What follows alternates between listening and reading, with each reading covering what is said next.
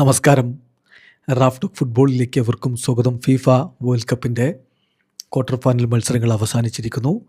ഓരോ റൗണ്ട് കഴിയുമ്പോഴും നമ്മൾ ആ റൗണ്ടിലെ ഏറ്റവും മികച്ച പ്രകടനം നടത്തിയ 4 താരങ്ങൾ 5 താരങ്ങൾ ഇങ്ങനെ പവർ റാങ്കിങ് കൊടുക്കാറുണ്ട്.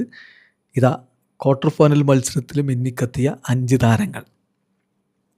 ഒരിക്കൽ കൂടി ഓർമ്മപ്പെടുത്തുകയാണ്, ഇത് റാഫ് ടോക്സിൻ്റെ മാത്രം അഭിപ്രായമാണ്. നിങ്ങൾക്ക് നിങ്ങളുടേതായിട്ടുള്ള വ്യത്യസ്ത അഭിപ്രായങ്ങളുണ്ടാവും. കമൻറ്റ് ബോക്സ് രേഖപ്പെടുത്തുക. പിന്നെ എല്ലാ ദിവസവും നമ്മൾ ലൈവ് വരുന്നുണ്ട്. അതിലൂടെ നമുക്ക് ഇൻട്രാക്ഷൻസ് മികച്ച രൂപത്തിലേക്ക് മാറ്റുകയും ചെയ്യാം. അവിടെ നമുക്ക് ഫുട്ബോൾ ചർച്ചകളുമായിട്ട് മുന്നോട്ട് പോകാം. ഏതായാലും ഇപ്പോൾ ക്വാർട്ടർ ഫൈനൽ മത്സരങ്ങൾ തീരുമ്പോൾ ഏറ്റവും മികച്ച പ്രകടനം നടത്തിയ 5 താരങ്ങൾ, അതിൽ 5ാമൻ ലയണൽ മെസ്സിയാണ്. കഴിഞ്ഞ റൗണ്ടുകളിലൊക്കെ 1ാം സ്ഥാനത്തോ 2ാം സ്ഥാനത്തോ ഒക്കെ നിന്ന മെസ്സിയാണ്. ഇപ്പോൾ ഈ റൗണ്ടിൽ അദ്ദേഹം 5ാം സ്ഥാനത്താണ്. വേൾഡ് കപ്പിൻ്റെ ക്വാർട്ടർ ഫൈനലിൽ സ്വിറ്റ്സർലൻഡിനെതിരെ 3-1 അർജൻറ്റീന വിജയിച്ച് കയറുമ്പോൾ ആ കളിയിലും അദ്ദേഹത്തിൻ്റെ വക അസിസ്റ്റ് ഉണ്ടായിരുന്നു. അദ്ദേഹത്തിൻ്റെ ഗോൾ കോൺട്രിബ്യൂഷൻ ഇല്ലാതെ അർജൻറ്റീന വിജയിച്ച് മുന്നോട്ട് പോകുന്നില്ല. ഒരൊറ്റ അർജൻറ്റീനയുടെ കളിയും മുന്നോട്ട് പോകുന്നില്ല എന്നുള്ളതാണ് ശ്രദ്ധേയമായിട്ടുള്ള കാര്യം. മികച്ച രൂപത്തിൽ ഈ കളിയിൽ അദ്ദേഹം തൻ്റെ ഇൻവോൾവ്മെൻ്റ് അറിയിച്ചിട്ടുണ്ട്.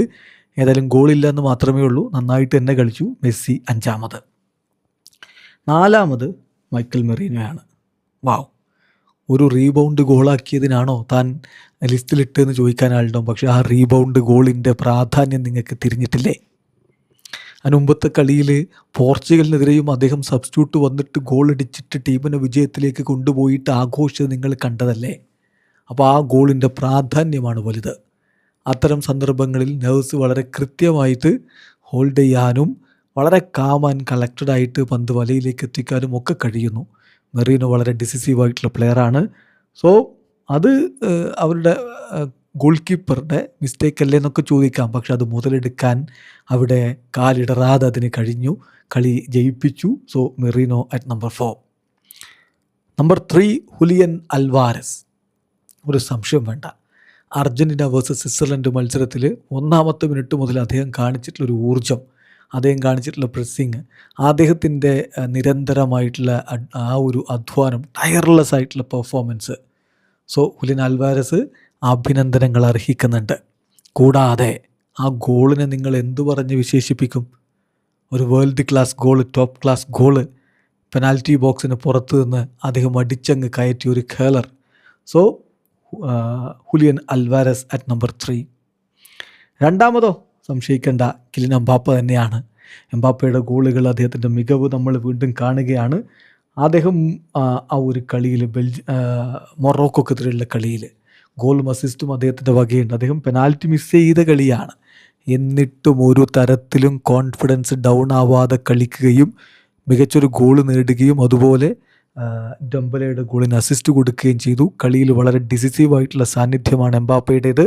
So Mbappe at number 2. Number 1, എന്താ സംശയം, ജൂഡ് ബെല്ലിംഗാം അല്ലാതെ മറ്റാര്?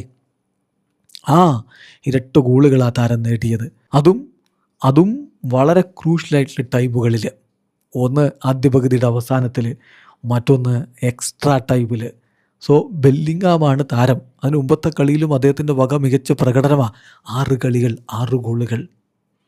ഓപ്പൺ പ്ലേയിൽ നിന്ന് വേൾഡ് കപ്പിൽ ഗോളടിച്ചതിൽ സാക്ഷാൽ ഗാരി ലിനേക്കറെ മറികടന്നിരിക്കുന്നു. ഇംഗ്ലീഷ് ഇതിഹാസമായിട്ട് മാറിക്കൊണ്ടിരിക്കുന്ന ജൂഡ് ബെല്ലിംഗാമിനെയാണ് നമ്മളിപ്പോൾ കണ്ടുകൊണ്ടിരിക്കുന്നത്. അപ്പോൾ ജൂഡിൻ്റെ ആ പ്രകടനം, അതിന് കൈയടിക്കണം.